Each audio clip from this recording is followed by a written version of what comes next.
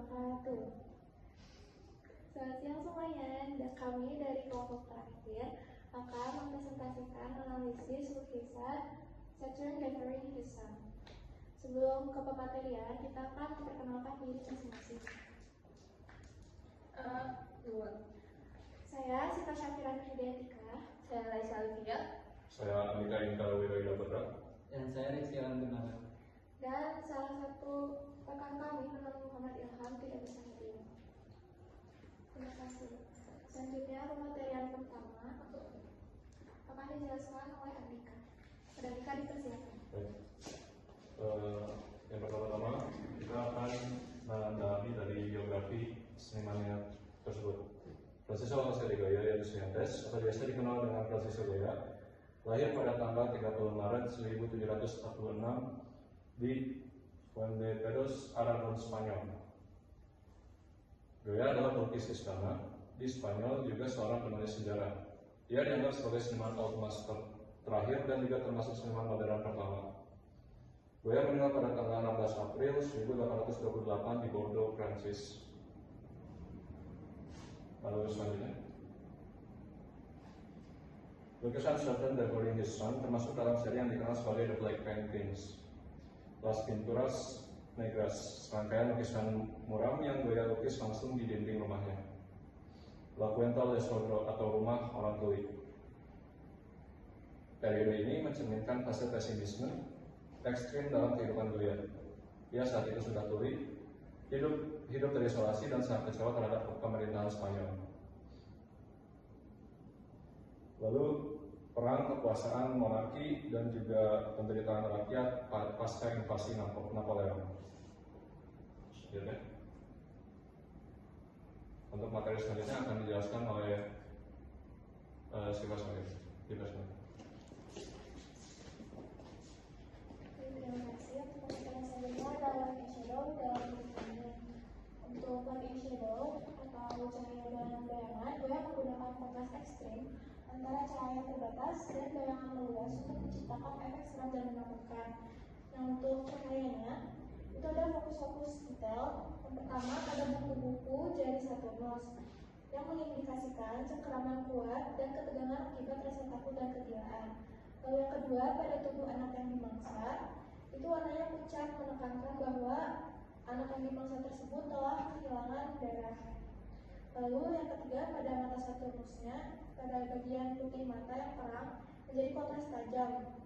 Itu menyorot ekspresi panik dan gila.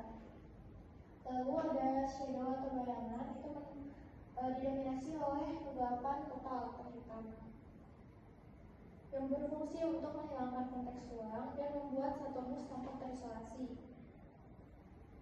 Lalu di bayangan itu juga membentuk sosok yang menegaskan bentuk tubuh Saturnus yang besar, primitif, dan mengerikan.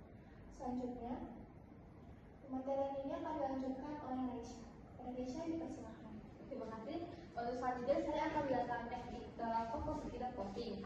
Dalam lukisan Saturnus, figur Saturnus ini memenuhi hampir seluruh bangkai kanvas, menciptakan kesan tidak ada ruang untuk pelarian diri bagi korban maupun bagi penonton. Secara visual, pos Saturnus membentuk struktur segitiga yang besar dan berat.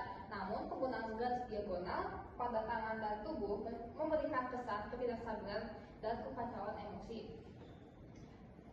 Lalu berbeda dengan pelukis klasik lainnya, Goya menghilangkan atribut dewa seperti arit atau jal pasir, mengubah sosok mitologis menjadi monster primal yang murni didorong oleh insting. Lalu ada sejarawan yang bernama J. Scott Morgan yang mengatakan cara terbaik untuk memahami kontradiksi yang mengerikan dari lukisan ini adalah dengan menutupi salah satu mata Saturnus dan kemudian menutup salah satunya dan yang lainnya. Ditambah lagi, J. Scott Morgan menyebutkan dalam artikelnya, dengan menutup sisi kanan wajah, kita melihat hitam, yaitu adalah Saturnus itu sendiri, seolah-olah sedang tertangkap basah menentang siapapun untuk menghentikannya. Sebaliknya, jika menutup mata kirinya, kita akan dapat melihat sebuah kesakitan, yaitu Saturnus yang keji, menatap dengan ngeri dan kebrutalannya atas pembunuhan terhadap anak-anaknya. Dalam pewarnaan, lukisan ini Goya menggunakan hitam dan abu sebagai latarnya, lalu coklat daging, dan ochre untuk kulit Saturnus yang memberikan kesan kotor dan tidak manusiawi. Lalu putih pucat pada tubuh korban dan jadi itu menjadi kontras yang memusatkan, yang dicampur dengan warna merah darah yang menjadi titik fokus mata di tempat tobekannya. Untuk selanjutnya akan dijelaskan oleh Rizky. Terima kasih. Dan di sini saya akan menjelaskan simbolis dari lukisan tersebut. Di sini ada Saturnus atau dewa waktu sebagai simbol waktu yang melarang segalanya atau time devouring all time, termasuk generasi muda mengarah pada kehancuran dan kematian yang tak terhindarkan. Interpretasi kekuatan yang kejam dan tirani, atau sering juga disebut diinterpretasikan sebagai kritik terhadap pemerintah Spanyol. Dan yang kedua ada anak yang dimakan sebagai simbol masa depan yang dihancurkan atau rakyat Spanyol yang dikorbankan oleh penguasa atau bapak bangsa.